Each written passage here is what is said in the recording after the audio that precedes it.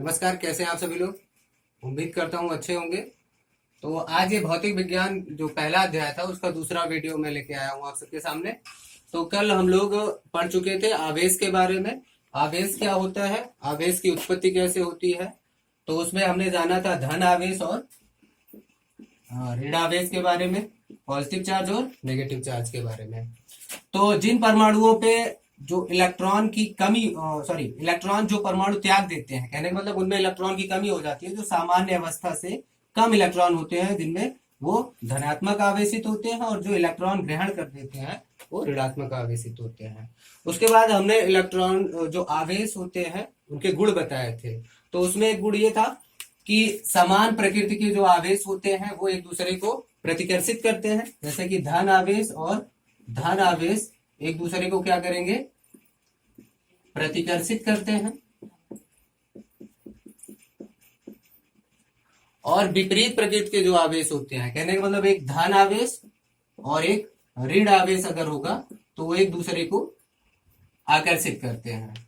ये जो बल होता है, प्रतिकर्षण बल या फिर आकर्षण बल, वो इन दोनों आवेशों को मिलाने वाली रेखा के अनुदिश लगता है। तो इन दोनों आवेशों को मिलाने वाली रेखा के अनुदिश लगता है, इसी लाइन के अनुदिश इनके बीच जो आकर्षण बल है या फिर प्रतिकर्षण बल है वो लगता है।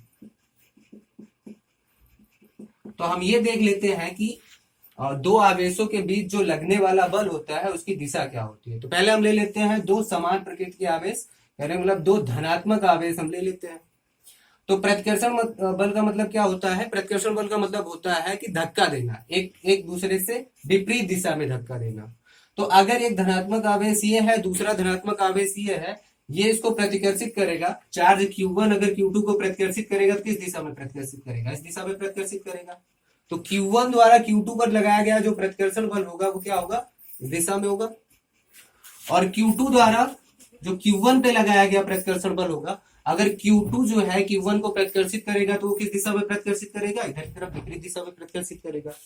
तो ये जो बल लग रहा है। और एक बात जो है, अभी आप कूलाम के नियम में देखेंगे कि दो आवेशों के बीच एक आवेश दूसरे आवेश पे जितना बल लगाता है उतना ही बल दूसरा आवेश भी पहले आवेश पर लगाता है। कहने मतलब दोनों एक दूसरे के ऊपर बराबर बल आरोपित करते हैं। बल की दिशा जो होती है वो इस बात पे निर्भर करती है कि आवेशों की प्रकृति क्या है। तो यहाँ पे अगर धनात्मक आवेश है तो ये प्रतिकर्षित कर रहे हैं, तो प्रतिकर्षण बल की दिशा क्या हो जाएगी, ये हो जाएगी। तो ये अगर कहीं पे दो आवेशों के बीच का जो प्रतिकर्षण बल है उसकी दिशा क्या होगी भाई, आवेश को मिलाने वाली रेखा से दोनों आवेशों से बाहर की दिशा में। अब देख लेते हैं आकर्षण बल कैसे होगा। अब अगर ये धनात्मक आवेश है, ये ऋणात्मक आवेश है, तो एक दूसरे को क्या करेंगे, आकर्षित करेंगे। तो अगर Q1 आवेश Q2 को आकर्षित करेगा, इसका मतलब इसे अपनी तरफ खींचेगा। तो Q1 द्वारा Q2 पर लगाया गया आकर्षण बल कैसे होगा, इधर की दिशा में होगा। और Q2 अगर आवेश है वो Q1 को आकर्षित करेगा तो किस दिशा में आकर्षित करेगा, अपनी दिशा में आकर्षित करेगा। तो Q2 द्वारा Q1 पर लगाया गया आकर्षण बल ये हो जाएगा। तो ये जो दिशा है वो आकर्षण बल की है और ये प्रतिकर्षण बल की है। ठीक, तो ये चीज आप समझ गए कि दो आवेशों के बीच जो आकर्षण या प्रतिकर्षण बल लग रहा है उसकी दिशा क्या होती है। तो जैसा कि आप सभी को पता होगा कि बल एक क्या है, सदिश राशि है। तो बल अगर सदिश राशि है तो इसको व्यक्त करने के लिए हमें परिमाण व दिशा दोनों की जरूरत पड़ेगी। तो दिशा तो हमने यहां से ज्ञात कर लिया, आपको पता चल गया होगा। अगर यहीं पे हम दो ऋणात्मक आवेश ले लेते हैं, Q1 एक ऋणात्मक आवेश है और Q2 दूसरा आवेश है, दोनों ऋणात्मक है। अब दोनों की प्रकृति समान है तो एक दूसरे क्या करेंगे, प्रतिकर्षित करेंगे। तो प्रतिकर्षित करेंगे तो इनके बीच जो लगने वाला बल होगा वो इनको मिलाने वाली रेखा के अनुदिश होगा। तो प्रतिकर्षण बल किधर होगा, Q1 इसको इधर की तरफ प्रतिकर्षित करेगा F बल से, और उतने ही बल से Q2 इसको इधर की तरफ प्रतिकर्षित करेगा। तो ये प्रतिकर्षण बल हो गए दोनों, ये आकर्षण बल हो गया। आकर्षण बल दोनों को मिलाने वाली रेखा के भीतर ही लगता है एक दूसरे की तरफ, और प्रतिकर्षण क्या लगता है, एक दूसरे को धक्का देने की दिशा में लगता है। तो ये हमने दिशा ज्ञात कर ली। उसके बाद अब हमें ये चाहिए कि दो आवेशों के बीच लगने वाला बल का परिमाण क्या होगा। तो दिशा तो हमने इस नियम से ज्ञात कर लिया, दिशा हमको पता चल गई।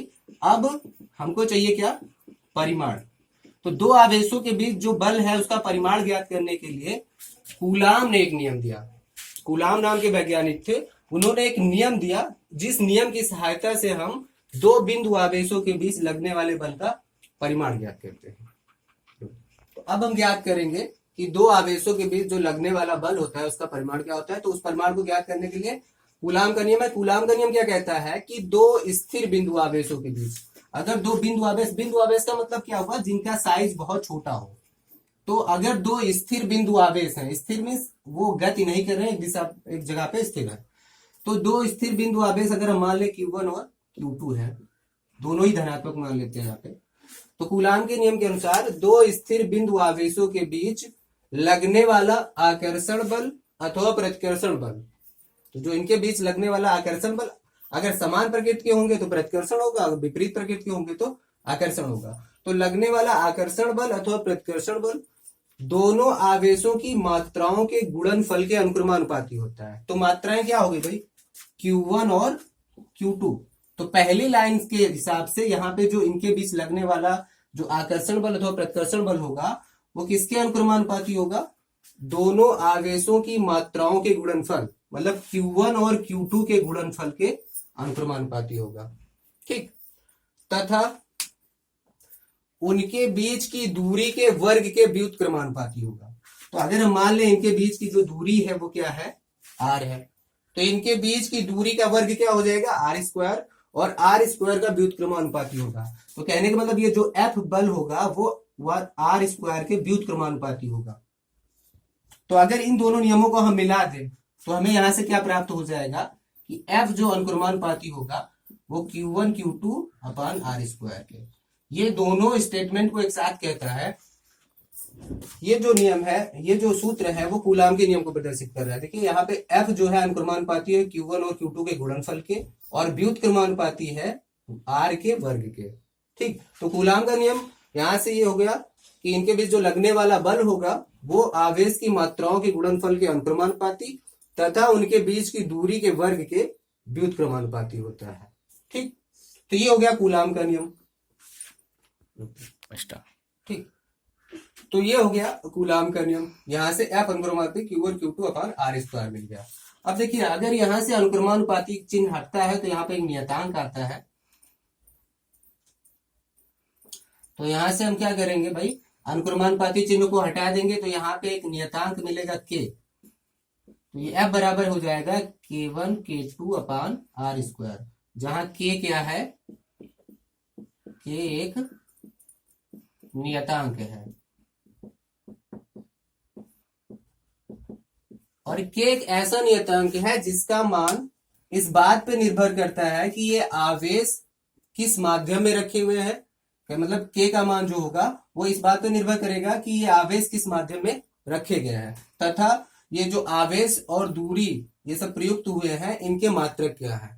तो अगर हम ये ले लें कि ये जो है आवेश जो दोनों आवेश हैं वो वायु अथवा निर्वात में है, वायु या फिर निर्वात में है, और जो इनके बीच की दूरी है वो मीटर में है, और जो आवेश है वो कूलाम में है। तो जो K का मान होता है, K का ये जो मान है ये प्रयोग के आधार पर निकाला गया है। ठीक है, तो अगर हम दूरी को मीटर में रखेंगे, आवेश को कूलाम में रखेंगे, तो जो K का मान निकल के आता है वो 9 × 10⁹। ठीक, 9 × 10⁹ न्यूटन इंटू मीटर स्क्वायर प्रति कूलाम स्क्वायर होता है। ठीक, तो ये हो जाएगा K का मान। तो यहां से अगर आप देखेंगे तो अब ये जो नियम है वो ये F बराबर क्या हो जाएगा, K के जगह पे हम क्या रख सकते हैं, 9 × 10⁹। तो यहां से अब हमें मिल जाएगा बल का मान F बराबर 9 × 10⁹ Q1 इंटू Q2 अपान r²। ठीक, तो ये हो जाएगा दो आवेशों के बीच लगने वाले बल का सूत्र, अगर ये दोनों बल निर्वात अथवा वायु में रखे गए हैं तो। ठीक, ठीक, तो अगर यहाँ पे दोनों आवेश निर्वात में रखे गए हों तो यहाँ पे जो ये 9 × 10⁹ ये जो मान होता है उसको हम सुविधा की दृष्टि से 1/4πε0 के बराबर कर लेते हैं। तो अगर यहाँ पे देखा जाए ये माध्यम निर्वात है तो जो 9 × 10⁻⁹ मान है वो 1/4π∈0 के लगभग बराबर होता है। ये जो ε0 है इसको हम बोलते हैं एप्सिलॉन। एप्सिलॉन से इसका जो है उच्चारण एप्सिलॉन होता है, लेकिन इसको हम बोलते हैं ये निर्वात की विद्युतशीलता है। निर्वात की विद्युतशीलता। अभी आप सिर्फ इसका नाम जानिए, इसके बाद वाली हेडिंग में हम इसे विस्तार से बताएंगे। निर्वात की विद्युतशीलता। तो निर्वात की विद्युतशीलता का मान और उसको अगर हम 4π से गुणा कर दें और उस पूरे मान को अगर पूरे मान से 1 को भाग कर दें तो जो मान प्राप्त होता है वो 9 × 10⁻⁹ के बराबर ही प्राप्त होता है। तो इस सूत्र को सुविधाजनक बनाने के लिए हम 9 × 10⁻⁹ के स्थान पर रख देते हैं 1/4πε0 Q1 Q2/r² न्यूटन। ठीक, तो ये हो जाएगा निर्वात में रखे आवेशों के बीच लगने वाले बल का मान। अब ये तो हो गया निर्वात के लिए। अगर ये आवेश निर्वात में न रख करके किसी अन्य माध्यम में रखे जाए, जैसे पानी में रख दिया जाए, ठीक है, रबड़ में रख दिया जाए या लकड़ी के किसी माध्यम में रखा जाए, तो वहां पे दो आवेशों के बीच जो बल उत्पन्न होगा वो कितना होगा, उसके लिए हम क्या करेंगे। तो ये जो पहले ये पूरा का पूरा मान निर्भर करेगा, एफ का जो मान निर्भर करता है वो निर्वात या उस माध्यम की विद्युतशीलता के ऊपर। तो विद्युतशीलता को थोड़ा सा समझ लेते हैं। विद्युतशीलता क्या होती है? अगर हम किसी भी माध्यम में वैद्युत क्षेत्र उत्पन्न करें, मतलब आवेश वहां पे रखें तो आवेश के चारों तरफ वैद्युत क्षेत्र उत्पन्न हो जाएगा। तो अगर किसी माध्यम में वैद्युत क्षेत्र उत्पन्न करें तो वो माध्यम क्या करता है, उस वैद्युत क्षेत्र का विरोध करता है। तो किसी भी माध्यम का किसी वैद्युत क्षेत्र को विरोध करने की जो क्षमता होती है, जो मापन होता है, उसी को हम क्या बोलते हैं, उस माध्यम की विद्युतशीलता। तो जो वायु होती है या निर्वात होती है उसकी विद्युतशीलता सबसे कम होती है। ठीक है, मतलब वैद्युत क्षेत्र का सबसे कम प्रतिरोध कौन करता है, निर्वात अथवा वायु। बाकी सारे जितने भी माध्यम होंगे, चाहे पानी हो चाहे कोई अन्य गैस हो, उन सबकी विद्युतशीलता जो होती है वो निर्वात की विद्युतशीलता से अधिक होती है। तो विद्युतशीलता अगर परिवर्तित हो जाएगी तो अगर उस माध्यम में हम आवेश को रखेंगे तो उनके बीच लगने वाला बल भी परिवर्तित हो जाएगा। तो वो किस प्रकार परिवर्तित होता है वो हमें देखना है।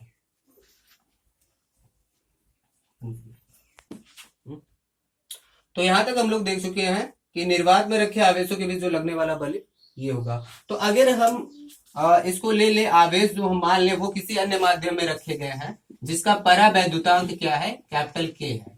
अब परावैद्युतांक क्या होता है, तो जो परावैद्युतांक के होता है वो जिस माध्यम में आवेश रखे गए हैं, कोई भी एक माध्यम ले लेते हैं, तो जिस माध्यम में आवेश रखे गए हैं उसकी वैद्युतशीलता, इस माध्यम की वैद्युतशीलता और निर्वात की वैद्युतशीलता का जो अनुपात होता है, निर्वात की वैद्युतशीलता का जो अनुपात होता है उसको हम बोलते हैं माध्यम का परावैद्युतांक। उस माध्यम का, जिस माध्यम के बारे में हम बात कर रहे हैं उस माध्यम का क्या होगा, परावैद्युतांक। तो किसी भी माध्यम की वैद्युतशीलता को एप्सिलॉन से प्रदर्शित करते हैं और निर्वात की वैद्युतशीलता को एप्सिलॉन नॉट से प्रदर्शित करते हैं। इन दोनों के अनुपात को एक अन्य राशि भी हम बोलते हैं आपेक्षिक या सापेक्ष विद्युतशीलता भी बोलते हैं। ठीक, तो दो आवेशों के बीच जो लगने वाला बल होता है वो इस बात पे निर्भर करता है उस माध्यम का परावैद्युतांक क्या होता है। परावैद्युतांक मतलब माध्यम की वैद्युतशीलता और निर्वात की वैद्युतशीलता का अनुपात।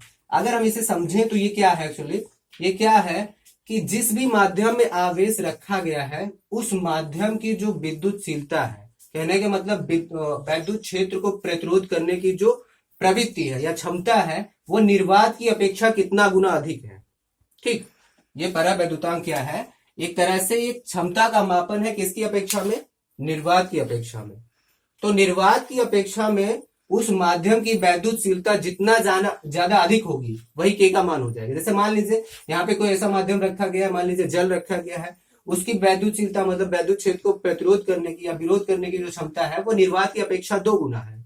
तो उसके लिए जो के का मान हो जाएगा वो 2 हो जाएगा। ठीक, तो ये के को आप समझ गए, ये वैद्युत परावैद्युतांक को समझ गए। तो अगर कोई भी आवेश, दो आवेश जो है, यदि आवेश जो है, यदि आवेश ऐसे माध्यम में रखे हैं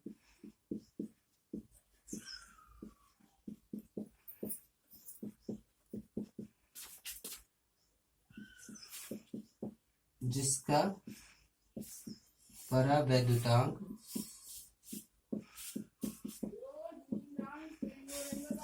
कैपिटल के है,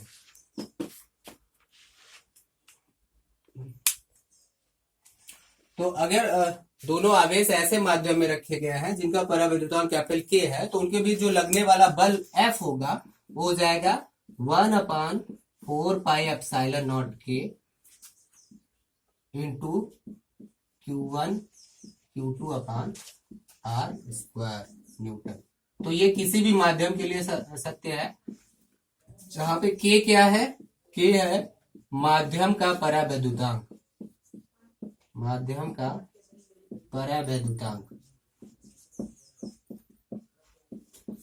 ठीक है, वायु अथवा निर्वात के लिए K का मान जो होता है, वायु अथवा निर्वात के लिए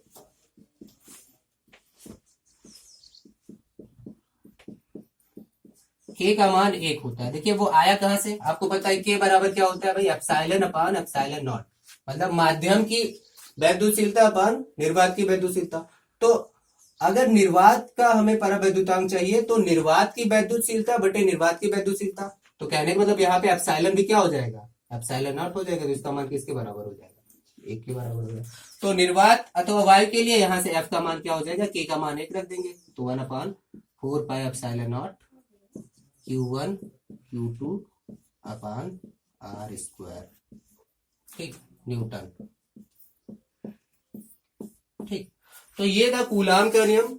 कूलाम का नियम दो बिंदु आवेशों के लिए है, दो बिंदु आवेशों के बीच लगने वाला बल, ठीक है, उसका परिमाण क्या होगा, ठीक, और किस प्रकार से वो एक माध्यम से दूसरे माध्यम में परिवर्तित होता है, बल का मान कैसे एक माध्यम से दूसरे माध्यम में परिवर्तित होता है वो देखा।